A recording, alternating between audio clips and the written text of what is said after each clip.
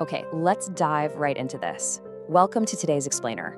Today, we're unpacking a massive paradigm shift that is happening literally right under our noses.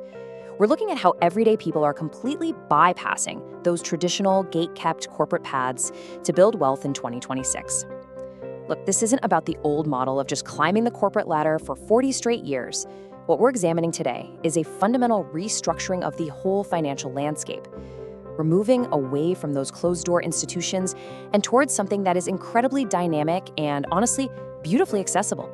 So I want you to ask yourself, what if the next millionaire is actually your neighbor? For decades, we've been totally conditioned to believe that wealth is this VIP club reserved exclusively for CEOs, aggressive venture capitalists, or, people who were just born into the right families. But the reality, that's simply no longer true. Right now, ordinary Americans are quietly building independent income streams that are growing remarkably faster than traditional brick-and-mortar businesses. We're talking about people casually adding a few $1,000s to their monthly budget to cover the mortgage, while others are entirely replacing their full-time salaries. And the crazy part is, they might just be sitting right next to you at the local coffee shop. Think about it. The old path to wealth required massive startup funding, elite networking connections, and years of highly specialized, hyper-focused experience. You practically needed to be given permission to succeed. But the modern path? It looks completely different. We're talking about teachers, nurses, military veterans, and stay-at-home parents stepping into the arena. They're launching incredibly successful ventures armed with little more than a laptop, a decent internet connection, and some curiosity. They don't have fancy business degrees, they definitely don't have angel investors hovering over their shoulders, and they're starting with practically zero capital. That is the true democratizing power of the trend we're analyzing today. All right, part one, defining the micro asset. What exactly is this thing? Well, to really grasp this shift, we need to define the micro asset business model. Notice that the goal here is absolutely not to build the next giant billion-dollar unicorn company. That old Silicon Valley startup mentality of just burning through cash to conquer the world, it's out. Instead, people are creating small, automated digital assets that repeatedly generate income. Think of it less like building this massive corporate skyscraper and way more like planting a digital garden that just yields fruit season after season. It's all about creating sustainable, manageable income generators that actually give you freedom and flexibility, rather than just replacing one exhausting corporate job with another exhausting CEO role.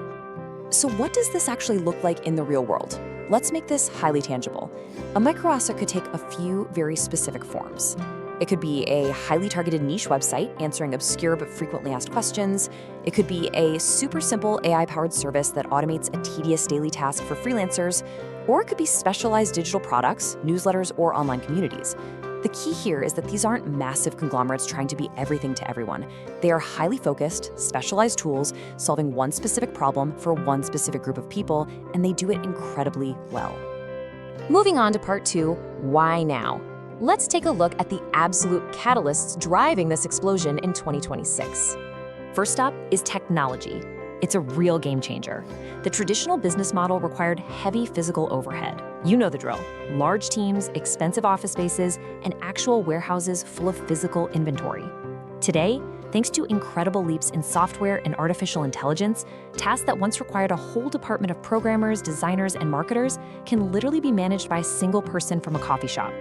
High-quality AI tools have become so incredibly affordable that a solo operator can now produce the same output that used to cost a major corporation hundreds of thousands of dollars a year. And the second catalyst? A massive shift in what we as consumers actually want. Let's face it, people are totally exhausted by bloated, one-size-fits-all corporate solutions that treat them like a generic row on a spreadsheet. We've all been stuck in that frustrating, automated customer service loop, right? Today's consumer demands hyper-personalized, niche expertise. They don't want general advice anymore, they want highly targeted solutions to their very specific, very unique problems, delivered by someone who actually gets their exact situation. Just consider these incredibly specific use cases straight from our source data.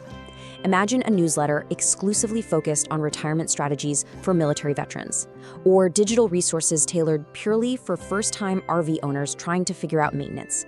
How about a simple AI tool designed only to help local independent restaurants create their daily social media posts? Now, to a massive global corporation, these markets look tiny. They wouldn't even get out of bed for them. But to a solo entrepreneur running a low-cost micro-asset, these represent highly profitable, fiercely dedicated communities who are absolutely eager to pay for a solution tailored exactly to them. Furthermore, the sheer velocity at which you can operate today is just staggering. In previous decades, building a business meant spending years in development before you ever saw a dime of meaningful profit. Today, the modern feedback loop is lightning fast. You launch a product on a Tuesday, customers respond immediately, you adjust based on real-time data by Friday, and your growth accelerates right through the weekend. Information and word of mouth spread so rapidly through digital networks now that a good idea, executed well, can gain serious, life-changing momentum in a matter of weeks, not years. So what we're really witnessing here is a fundamental evolution of ownership. Historically, wealth was generated by owning heavy physical things, right? Massive factories, commercial real estate, industrial machinery. Today, ownership absolutely remains the ultimate key to wealth, but the assets themselves have completely evolved into the digital realm. We are rapidly moving toward owning globally scalable digital assets that can be created infinitely faster, maintained with near zero marginal cost, and operated with a fraction of the historical risk. It's huge. All right, part 3, building resilience through diversification. Let's be real for a second. The economic uncertainty in 2026 is palpable. Layoffs in major sectors, persistent inflation, and incredibly rapid technological shifts have made all of us acutely aware of our vulnerabilities. Relying on one single paycheck from one single employer, an employer who, by the way, might replace your entire department with an algorithm next Tuesday, is a highly vulnerable position to be in. The traditional illusion of job security has been severely tested. And that vulnerability is exactly what's driving the shift toward the micro-asset model. Rather than betting your entire life savings and all your waking hours on one massive business venture, you're building multiple, small, independent assets. It's basically the ultimate form of career diversification. If one microasset underperforms because of a sudden market shift or some random algorithm update, your other assets continue to generate revenue. If one takes a hit, the others hold you up.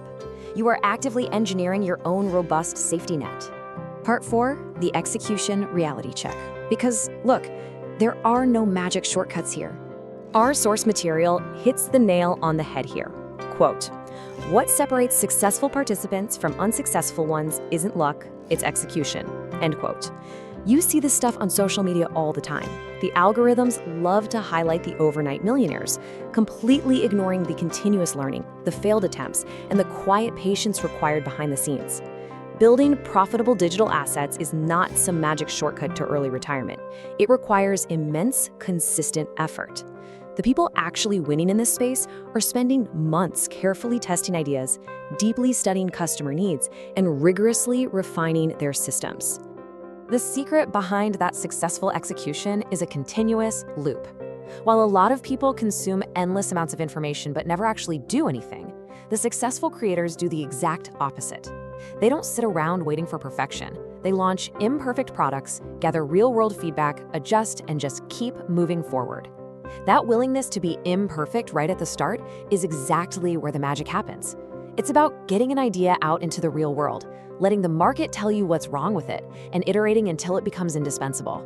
Actually, perhaps the absolute most fascinating takeaway from our sources is that we are literally just in the early stages of a much larger transformation.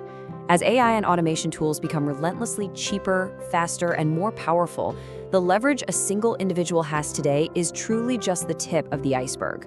We're watching the infrastructure being laid in real time for an entirely new kind of economy, one where individual ingenuity scales globally with the push of a button. It's wild. History proves this time and time again. Massive economic shifts, like the mainstreaming of the internet, the adoption of mobile technology, the whole explosion of social media, they always create huge winners long before the general public catches on. The people who step in during the early, messy phases are always the ones who capture the most value. AI and the rise of digital microassets are simply the very next chapter in that exact same predictable historical pattern. So the evidence of this transformation is already everywhere you look. The real question is, who is going to take advantage of it?